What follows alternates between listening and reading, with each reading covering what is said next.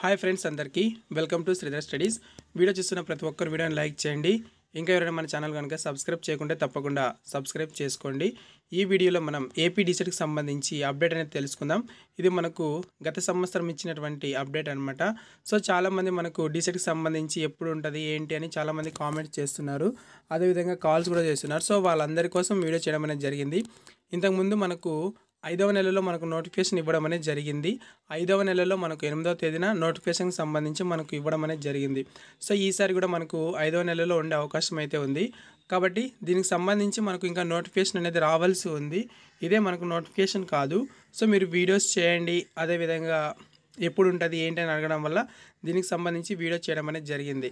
So మనకు ఈ notification రాగానే దీనికి సంబంధించి మీరు ఏం ప్రిపేర్ అవ్వాలి, ఎలా చదవాలి, అదేవిధంగా ఏ టాపిక్స్ నుంచి మనకు ప్రశ్నలు అడుగుతారు ఏంటి అనేది ప్రతిదీ కూడా మీకు తెలియజేయడం అనేది జరుగుతుంది. సో ఎవరైతే డిసెట్ రాయాలి అని ఇంట్రెస్ట్ ఉన్న అభ్యర్థులు ఎవరైతే ఉన్నారో సో వారందరూ కూడా కింద మీకు డిస్క్రిప్షన్లో వాట్సాప్ నంబర్ ఉంటుంది. సో దానికి సంబంధించి మీ యొక్క పేరు మెసేజ్ చేయండి, మిమ్మల్ని గ్రూప్లో యాడ్ చేయడం జరుగుతుంది. అదేవిధంగా క్లాసెస్ కూడా ఈసారి మీకు కండక్ట్ చేయడం జరుగుతుంది. ఆన్లైన్ టెస్ట్ సిరీస్ అనేది కండక్ట్ చేయడం జరుగుతుంది.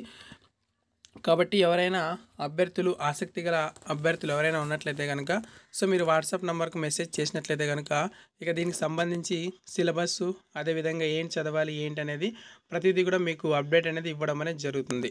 ఓకే, సో దీనికి సంబంధించి మీకు ఏవైనా డౌట్స్ ఉన్నా కూడా కామెంట్ చేయొచ్చు.